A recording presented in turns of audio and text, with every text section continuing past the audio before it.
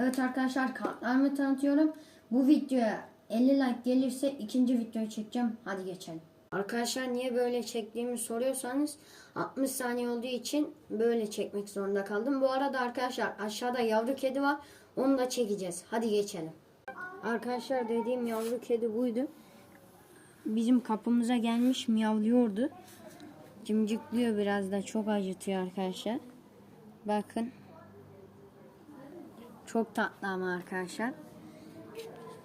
Hadi videonun bitişine geçelim. Evet arkadaşlar, videomuzun sonuna geldik. Arkadaşlar, videoya abone olup like atmayı unutmayın. 50 like gelirse ikinci kart çekilişi yapıyoruz. Görüşürüz.